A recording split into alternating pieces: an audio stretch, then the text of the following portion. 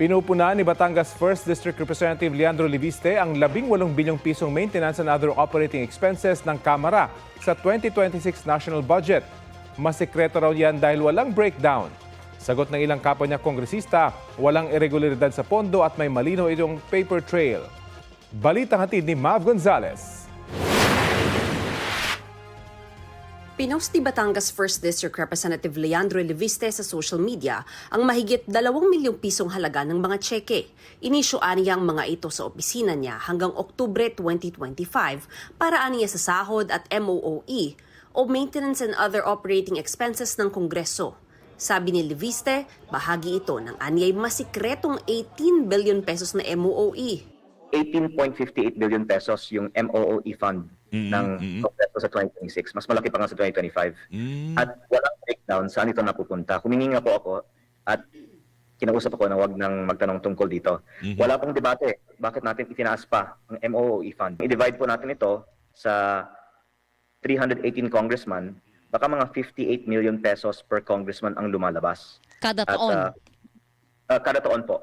Sabi ni Liviste, hindi kailangang resibuhan ng MOOE, kaya pwede raw magdesisyon ng kongresista kung paano ito gagastusin. Kasali po dito yung kuryente, yung tubig, yung bond paper ng House. Pero sa 2026 budget, initially, mga 10 plus billion siya, tapos naging 18 billion. Itinaas po ng 7.8 billion. Ibig sabihin, yung itinaas na 7.8 billion, mga 24 million per congressman ba yan? Yun po ay pwede natin sabihin, yung discretionary o yung hindi naman utilities and expenses ng Kongreso. Ayon kay Liviste, makukumpirma niyang may natatanggap na nasa 1 milyong pisong MOOE kada kongresista buwan-buwan. Bukod pa raw ito sa 1.2 milyon pag Oktubre, pagkapasa ng national budget at sa 2 milyon pag Disyembre. Ito naman po ay siguro hindi pa nga sapat para sa mga gastusin ng mga congressman para sa ating mga distrito. May mga district office naman din po. Kaya in fairness po, kailangan talaga ang budget na ito. Pero ang panawagan ko lang, maging transparent tayo saan ito napupunta. Kasi kumpara sa budget ng mga ahensya, yung sarili naming budget sa Kongreso, parang ito po ang pinaka-closely guarded secret ng buong budget.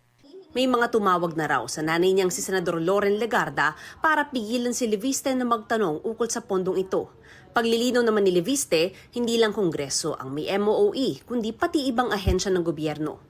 Pero sabi ni BICAM Committee Member at Palawan 2nd District Representative Jose Alvarez, walang irregularidad sa mga checking inisyu kay Liviste at hindi ito Christmas bonus. Alinsunod daw ito sa batas, naka-audit at dokumentadong disbursements na natatanggap ng kada miyembro ng Kamara para bayaran ang mga sweldo nila at para masigurong tumatakbo at nakakapagserbisyo ng maayos ang mga district offices nila. Bumaba rin aniya ang budget ng Kamara sa 27.7 billion pesos para sa 2026 kumpara sa 33.7 billion ngayong taon. Doon pa lang daw, malinaw nang hindi tinaasan ng Kamara ang sarili nitong budget. Wala raw itinatago ang Kamara dahil dumadaan sa matinding pagbusisi ang budget nila tulad ng ibang ahensya ng gobyerno. Ito rin daw ang pinakabukas na budget sa kasaysayan na nasubaybayan ng publiko. Dapat daw katotohanan ng basihan kung may alegasyon ng maling paggamit ng pondo at hindi walang basihang spekulasyon. Nauna nang sinabi ni Liviste na may 2 milyong pisong Christmas bonus ang mga kongresista. Pero sinalag ito ni House Committee on Public Accounts Chair at Bicol Saro Party List Representative Terry Ridon. Parang hindi naman Christmas bonus po yung mga binibigay sa mga kongresista. Parang lahat po ng mga binibigay po ay para sa mga programa, aktibidad at mga gawain. Noong pong kanya-kanyang mga opisina. Sa disbursements po ito, na cheque. So, sabihin, meron pong clear paper trail po ito sa mga opisina po ng mga kongresista. So, ibig sabihin, walang itinatago rito, walang magic dito, at mali. Yung pong insinuation na binabanggit. And like what I stated, sinagot na ito ng majority at minority. Dagdag ni Ridon, matagal nang nagbibigay ng ganito ang Kongreso. Wala rin daw natatanggap na bonus ang mga kongresista maliban sa 13th at 14th month pay na nakukuha ng lahat ng kawani ng gobyerno. Kung may anomalya man daw sa paggamit ng pondo, tsak masisilip ito ng Commission on Audit. Meron ng annual audit report for Congress. No? So, ibig sabihin, kung may problema dito po sa mekanismo kung paano ipinapatupad yung pagpopondo at paggamit ng pondo, dapat lumilitaw po yan sa mga audit reports po ng COA.